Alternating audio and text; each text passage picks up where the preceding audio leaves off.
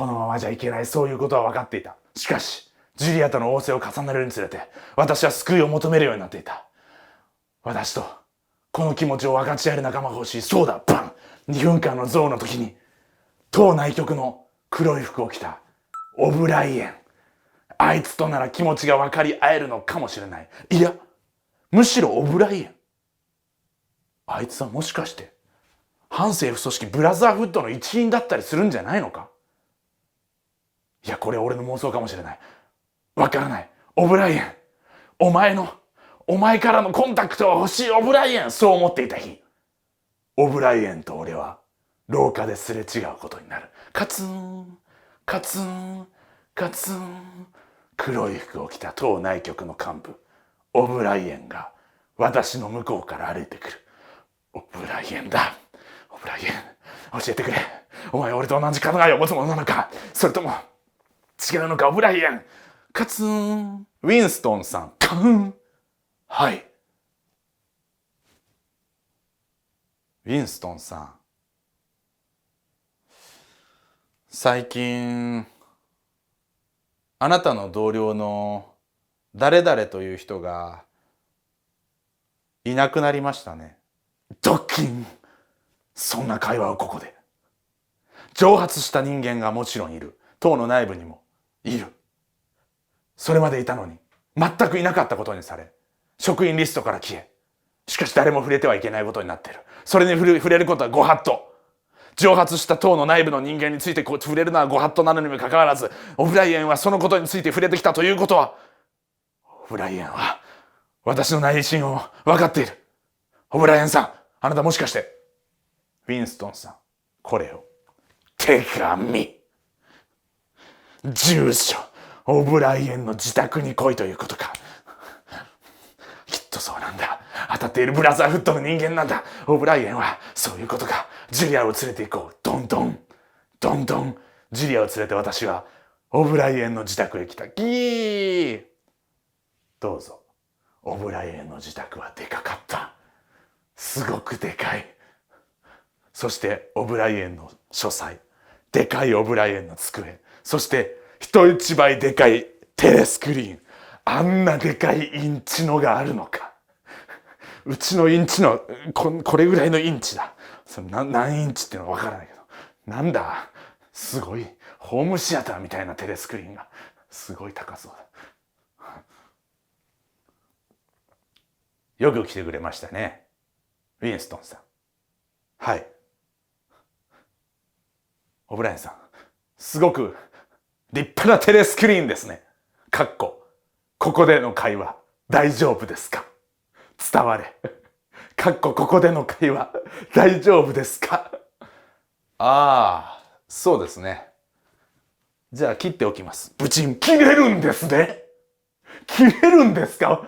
テレスクリーンって切れないもんだっていう。ああ、当内局の人間は限られた時間ですが、切ることができます。そうだったんですね。大丈夫なんですね。大丈夫なんですね、オブライエンさん。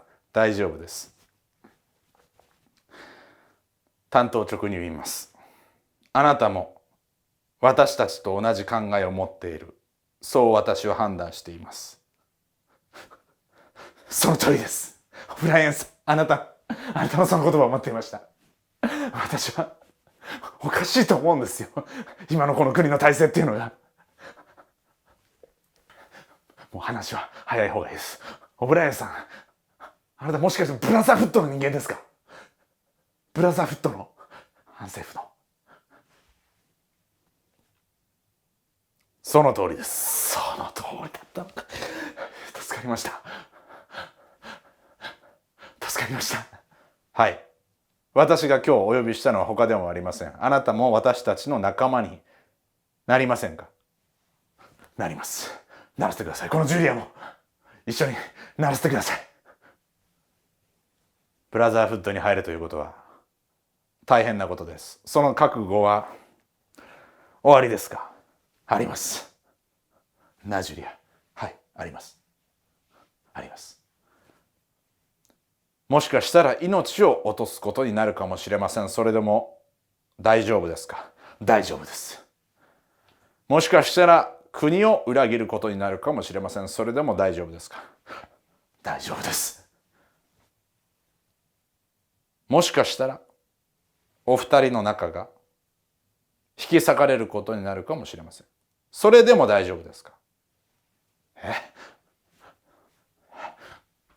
ジュリア見るんですね。そしたらジュリアが、それは大丈夫じゃないです。それは嫌です。ジュリア、どうですか？どうですかブレーンさん。よく言ってくれました。まあ仲間になる上で考えを聞いておきたい、それだけですから。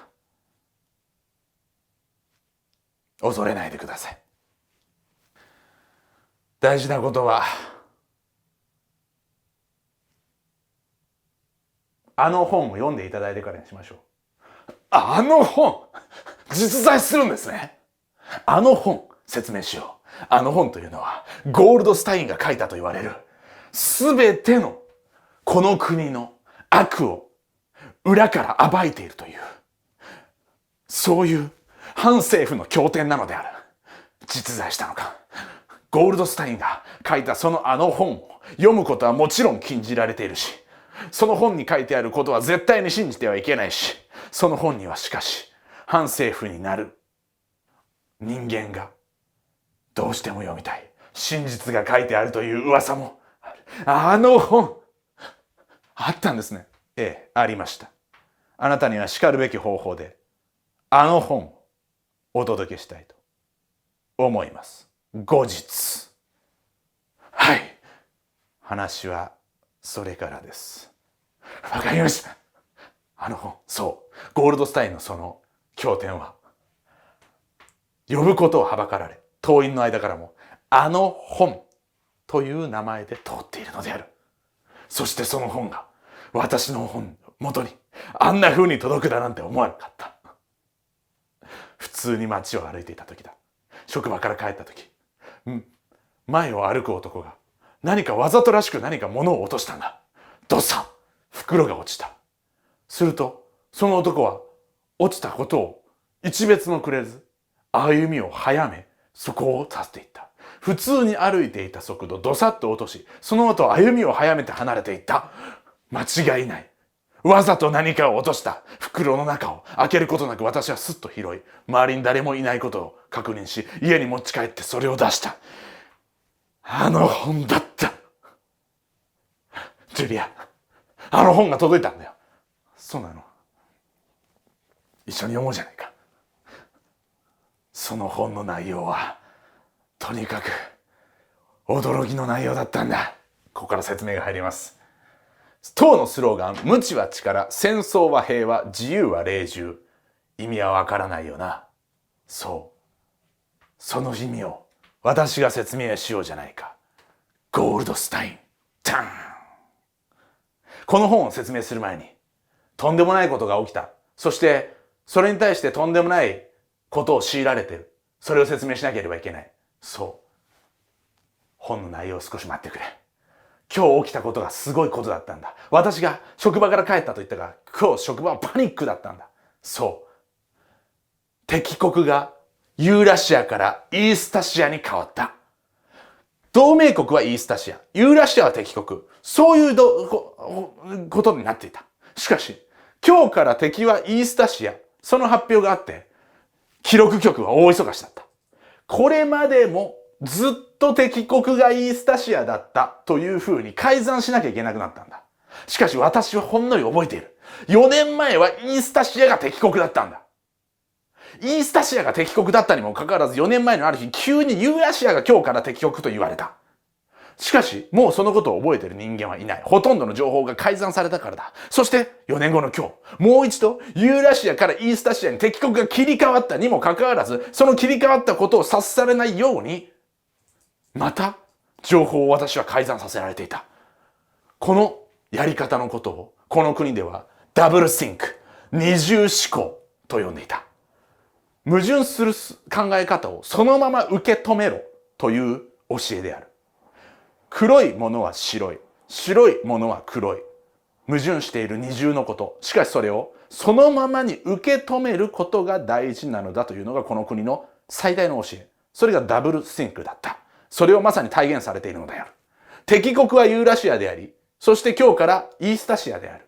かつてはイースタシアであったがユーラシアになった。それがユーラシアからイースタシアになった。理由はわからない。しかしそれはそれとして受け止めろ。それがダブルシンク。二重思考なのである。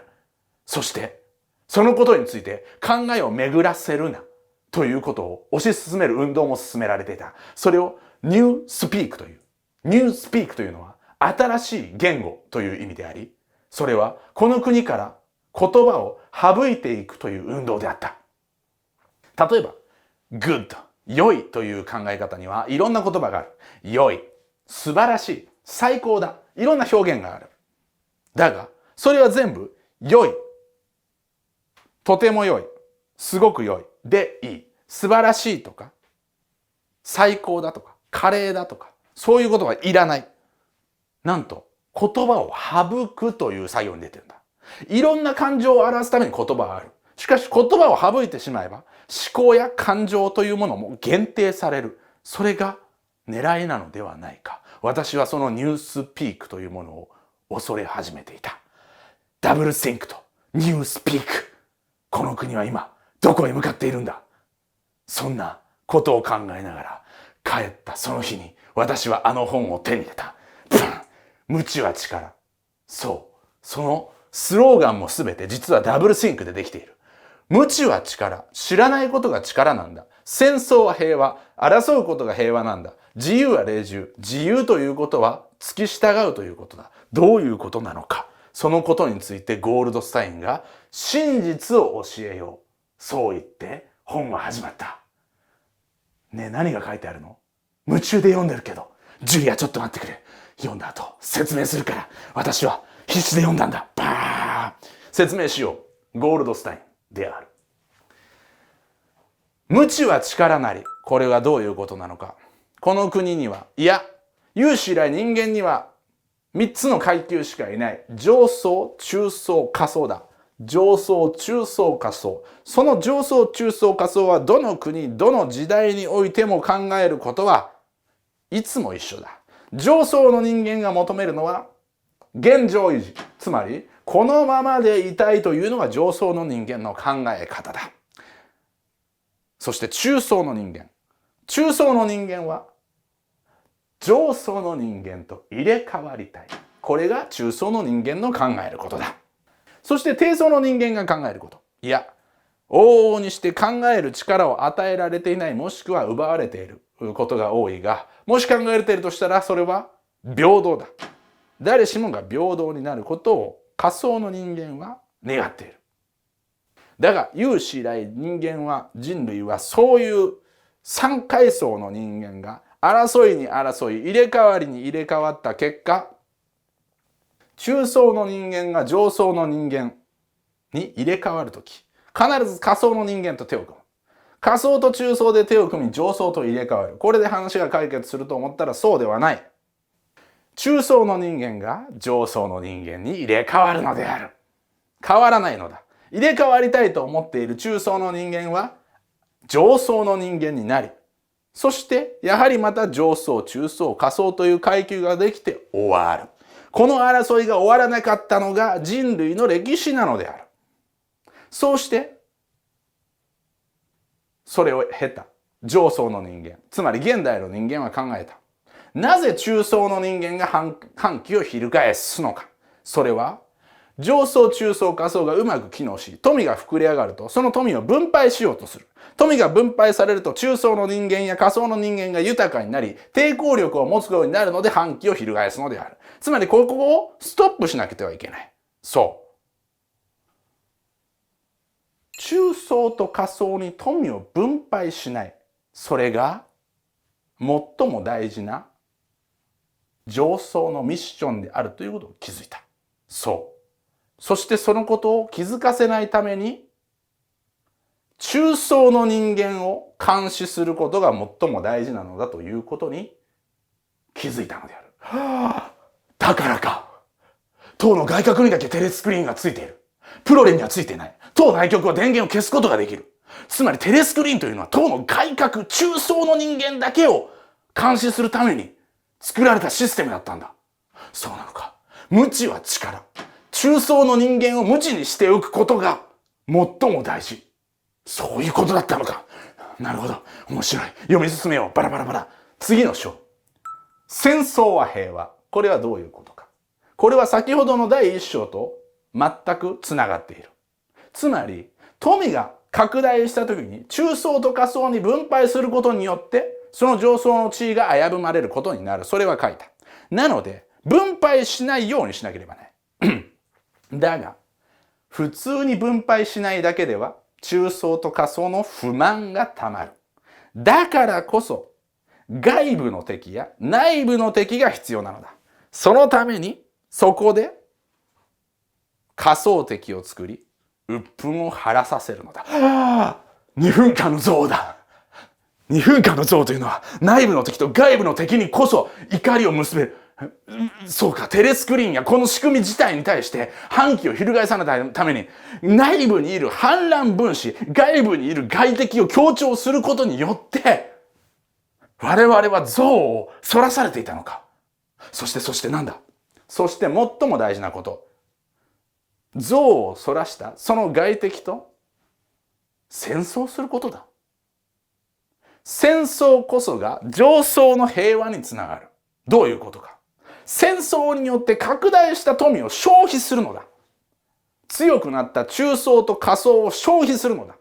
財と人員を消費することによってウィンウィンになる。そう気づいたのがこの超大国3カ国だ。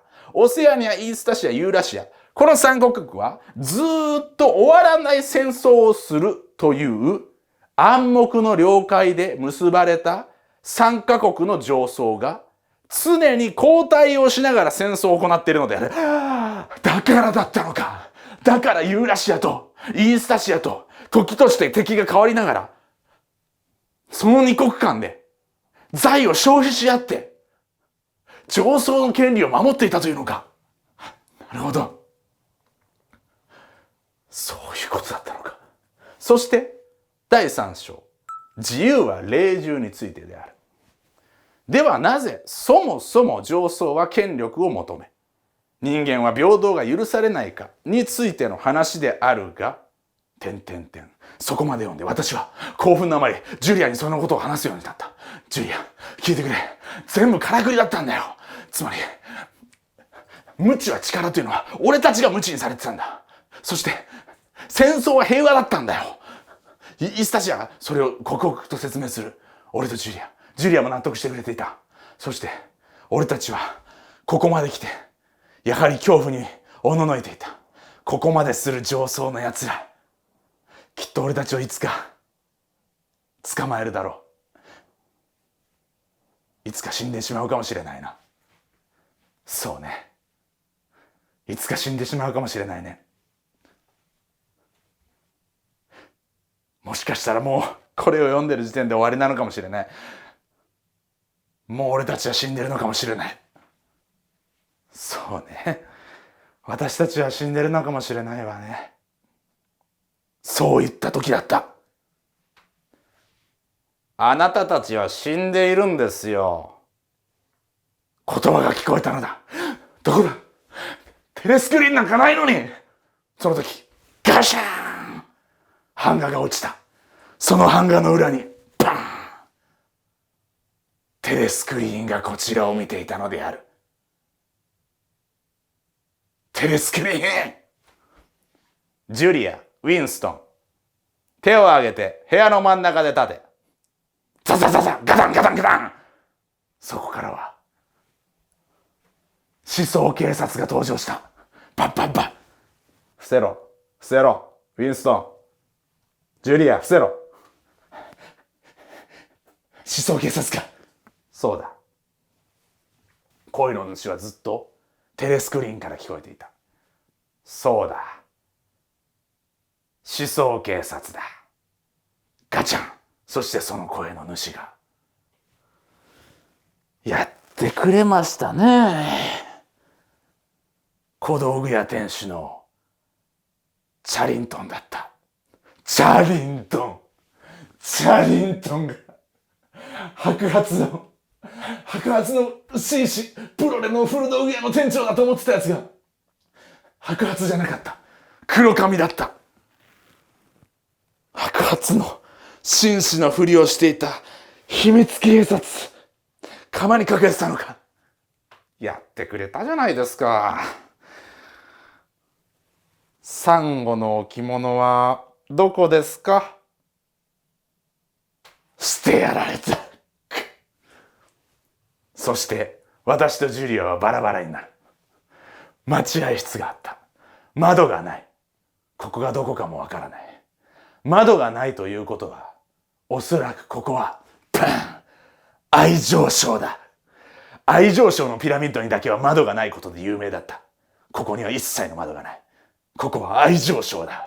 私はあの厳重警備愛情礁の待合室に今他の思想犯と共に捕まっていた。おい、やめてくれよ、やめてくれよ。おい、ウィンストン、お前もかよ。同じ職場の男だった。おい、捕まっちゃったよ。おい、ウィンストン大丈夫？でも俺悪いことしてないんだよ、多分。何したんだよ。どうしたんだよ。眠ってる時にさ、ビッグブラザーの悪口寝言で言っちゃったらしいんだよ。それを誰に作られたんだよ。娘だよ。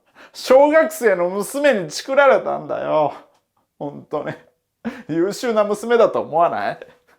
何言ってんだ。そう、最近実の家族に密告されるという件も相次いでいた。特に子供たちには強い教育をされていたから、親を密告したら報酬が与えられ、そしてものすごい栄を得る。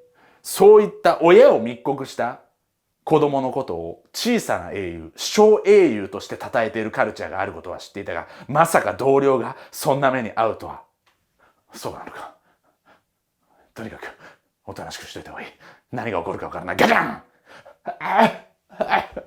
もうやめてくれよ。もう勘弁してくれ。うるさい。もう一回待ち合わせで待ってろ。勘弁してくれよ。ボロボロになったガリガリの男が待合室に戻ってきた。何をされたというんだ。その待合室の男、ボロボロになった男に隣の男が見るに見かねて、服の中にしまい込んでいたパンをひっそりと渡そうとした。するとそのボロボロの男が手を挙げて、やめろ！やめろよ！と大騒ぎした。すると、何をやってる！バレたのだ。パンを渡そうとした男がすぐに捕まった。今パンを渡そうとしたな。余計なことをするんじゃない。お前もだ。やめろよ。俺はパンを渡そうとされただけじゃねえかよ。パンを渡そうとされただけだ。見てただろ。受け取ってないんだよ。俺は手を挙げてよ。パンいらねえっつったんだよ。なんで俺もなんだよ。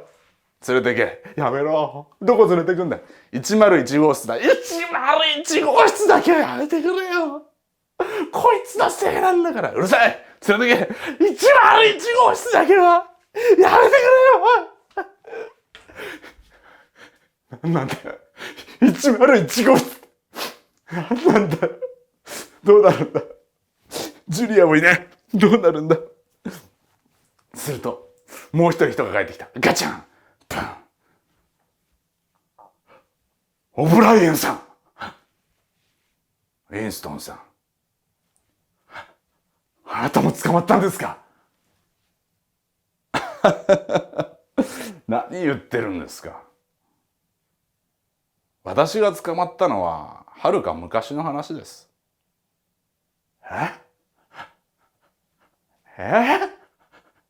どういうことですか？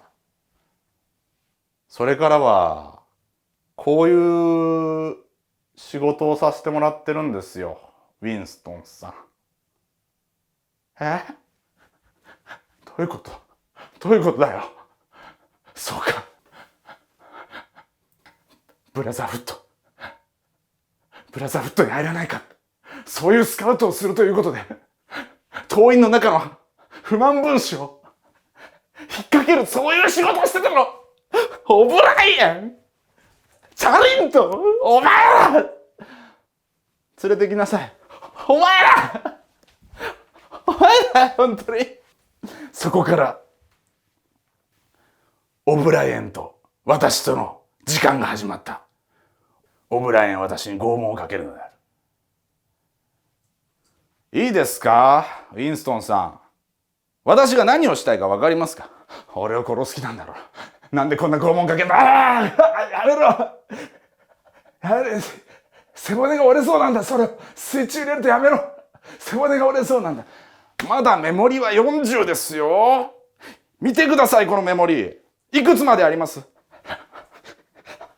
100 まであった。100までのメモリの40がこの勢いでは俺は死んでしまう。100まであるんです。ね、40でこんな死にますなんて言ってたら100だったらもう倍の死にますよ。大変なんですから。早く殺せよ。何なんだよ。何がしてんだよ。いいですか？殺したいわけじゃないんです。何がしたいのかちゃんと分かってください。ねえ。もしあなたがこの政府に対して反感を持ったまま死んだらどうなります？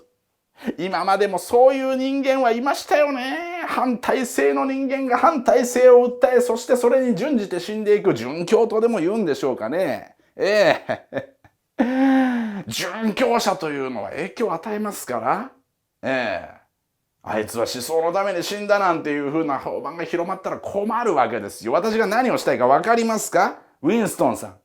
教育です。完全にあなたを正しい、正当な人間に戻して、ああ、ビッグブラザー、最高ですと。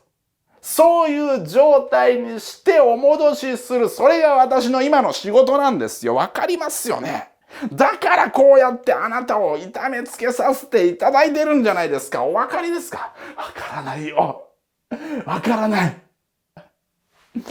数日経てばお話が分かってくると思いますか？バーン！そこから何日も私はそんな拷問を受けるのであった。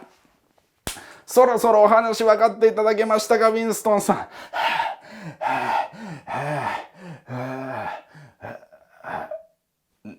言えばいいのか。ビッグブラザーが最高だと言えばいいのか。この国が最高だと言えばいいのか。言えばいいのか。分かってらっしゃらないな。バンカー。言えばいいわけないでしょ。心の底から思っていただかないと。俺にも人間の尊厳があるからよ。人間の尊厳、なるほど、分かりました。面白いですね、人間というのは。ちょっと係の皆さん、ちょっとこのウィンストンさんを立たして差し上げて、そして鏡持って差し上げて、ウィンストンさんご覧ください。電気つけてあげるからご覧ください。これが今のあなたの顔だ。あなたの姿だ。ご覧ください。そして私は自分の鏡の中の自分の姿を見させられたんだ。ボロボロだった。ガリガリの体、そして髪もストレスで抜け落ち、傷だらけ、そしてもうドロドロ、糞尿にまみれ、傷だらけ。これが私なのか。そう、それが人間。なんという哀れで惨めな姿でしょう。それが人間ですか。戻りましょうよ。本来の姿に、正当な姿にお戻りいただくために私はいるんですから。さあお座りください。最後の仕上げをしたいと思います。皆さん、メモリを少し上げましょう。ウィンストンさん、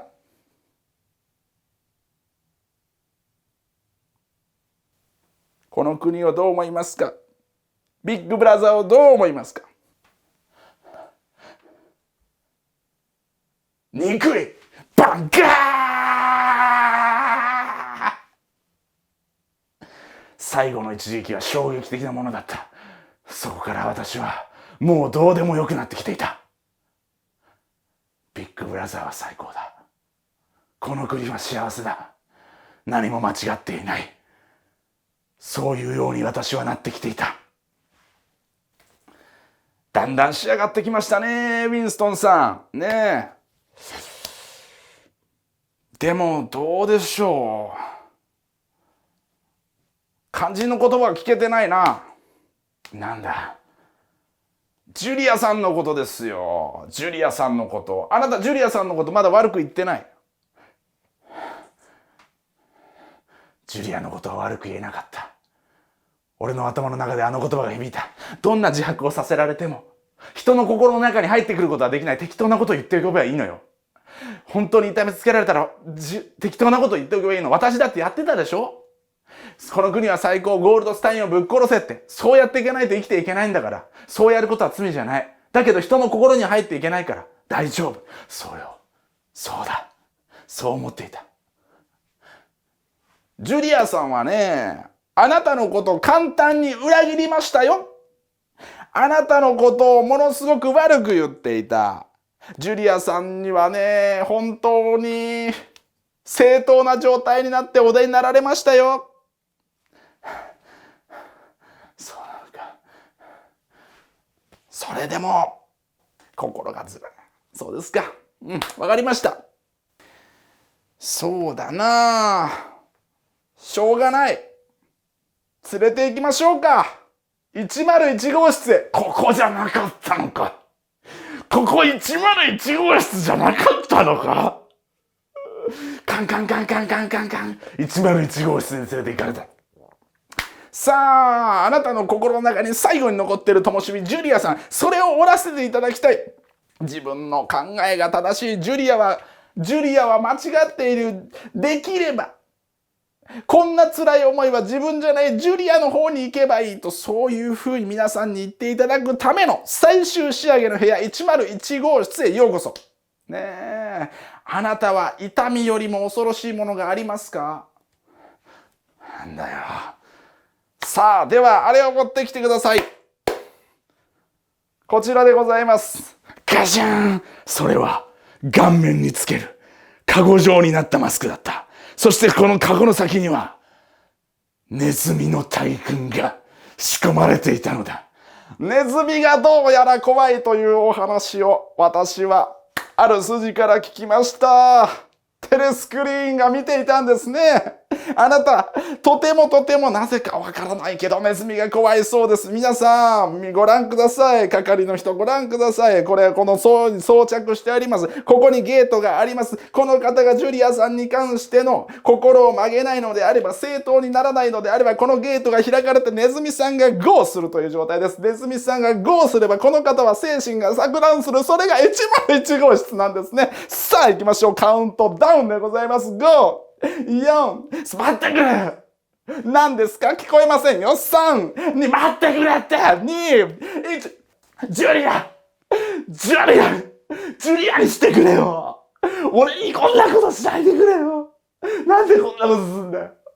ジュリアがどうなってもいい。俺を助けてくれ。皆さん拍手だ。めでたい。ねえ、めでたいですね。おめでとう。お帰りなさい。正当な人間にお帰りなさい。そうして俺は愛情賞を出ることを許された。意識は朦朧としていた。もう以前の自分のような自分ではないように気がしていた。そこから数日、家と職場を移動したがあまり記憶はない。そのまま普通に生活に戻ると思われたある日、街で私はジュリアと再会した。ウィンストン、ジュリア、ちょっとそこで公園のベンチででも話さない？はあ、そうだな。ごめんなさい。私あなたを裏切った。いや、俺もだ。俺もだよ。とてつもなくひどいことをされた。私怖くて。そして心の底からあなたを撃ったの。その時は本当に自分だけが助かりたくなって。俺もそうだ。ごめんなさい。そして気づいた。もうあなたと元の気持ちになれないって。気づいた。そうか。さよなら。ああ。さよなら。それが俺とジュリアとの最後だった。もう何もかもがわからなくなっていた。わーわー、街で群衆が騒いでいた。なんだ、なんなんだ。イースタシアに我が国が大勝を収めました。戦闘に勝利したという報告だった。ビッグブラザー、ビッグブラザー、ビッグブラザー、イースタシア勝利、イースタシア勝利したぞ。うわー、ビッグブラザー、ビッグブラザー。街は歓喜に沸いていた。イースタシアに勝利したというその報告が街中を歓喜に包んでいた。私の目の前には巨大なビッグブラザーのポスターが浮かび上がっていた。その瞬間、私の心の中には大きな後悔が広がっていた。どうしてこんなことに気づかなかったんだろう。どうしてもっと早くたどり着けなかったんだろう。ビッグブラザー。そう。私の目から涙がこぼれていた。私はその時、心からビッグブラザーを敬愛していた。ビッグブラザー is watching you。 以上でございます。これが1984年というお話でございました。さあ、いかがでしたでしょうか。いつ救われるのかと思いながら最後まで救われないバッドエンドの話なんですね。ビッグブラザーを私は敬愛している。心の底からという一文で終わります。これが1984年なんですね。そしてこの本が再び今売れている。それがなぜなのか。この本に書かれていたあの本。ねえ。そのあの本の中に描かれていたあのお話。その話はフィクションなのでしょうか。ねえ。この話すごく面白いのは、実はビッグブラザーやゴールドスタイン、非常に重要人物ですが、出てこないんですよ。ね。出てきてないんですよ。ポスターとか映像でしか出てきてないんですね。実際はウィンストン、ジュリア、オブライエン、チャリントしか出てきてないわけですよ。主要な人物は。ここのビッグブラザーやゴールドスタインが本当に実在するのか、実在しないのかさえわからないんですね。